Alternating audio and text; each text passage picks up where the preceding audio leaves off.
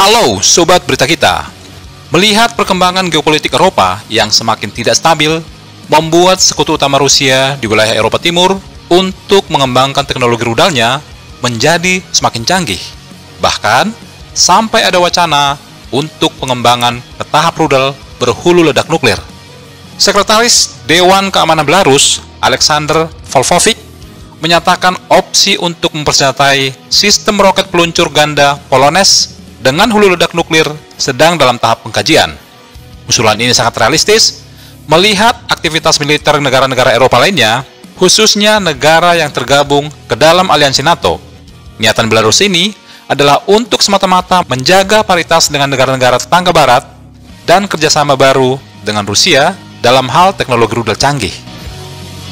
Langkah ini muncul saat pertahanan udara Belarus sedang melakukan latihan tembak langsung di area latihan Asholuk Rusia yang menggunakan rudal dari sistem pertahanan udara S-300, Tor M2K, dan rudal Buk, sementara persiapan untuk acara latihan gabungan yang dikenal dengan Zapad 2025 hingga saat ini berjalan dengan baik.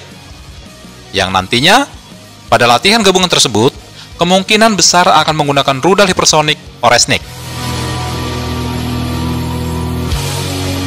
Mari kita coba untuk menelisik rudal buatan Belarus yang katanya canggih ini.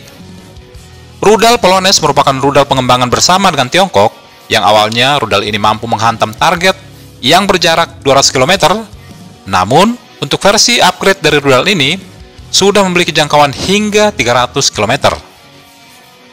Langkah pengembangan ini tidak dimaksudkan sebagai ancaman, melainkan sebagai bagian dari respon terhadap pengembangan Barat, di mana NATO dan Amerika Serikat sudah banyak menggunakan sistem rudal dengan jangkauan hingga 600 km, bahkan lebih.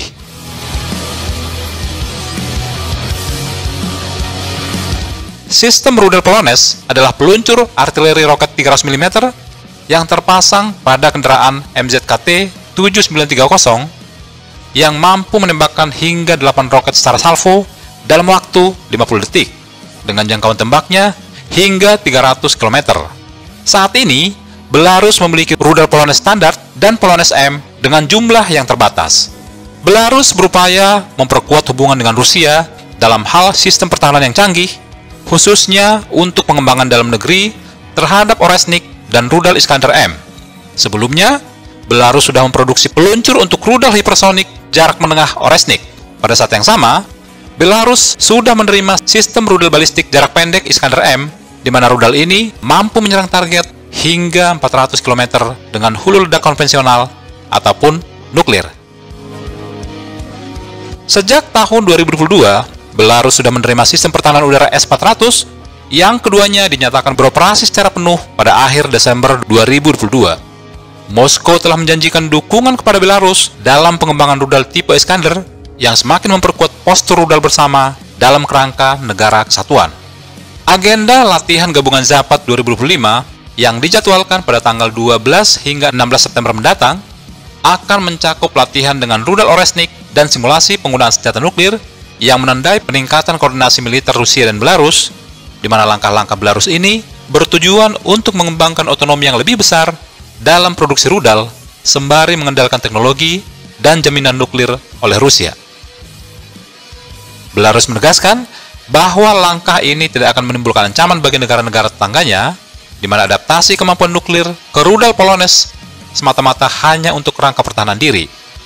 Namun, banyak negara barat agak sedikit meragukan klaim Belarus ini, mengingat pada latihan Zapad di masa lalu yang telah berfungsi sebagai kedok untuk Rusia di dalam rangka pengerahan pasukan berskala besar, termasuk pada tahun 2021 sebelum Rusia melakukan invasi ke Ukraina. Langkah pengembangan rudal Buk MB2 dengan sistem yang didukung Rusia seperti Iskander M, S-400, dan Oresnik menunjukkan bahwa Belarus bermaksud untuk mengkonsolidasikan persenjataan rudal yang menyediakan pencegahan konvensional dan nuklir. Benarkah latihan Zapad hanya latihan biasa? Atau hanya kamuflase pengerahan pasukan Rusia secara sistemik ke perbatasan negara-negara Eropa lainnya?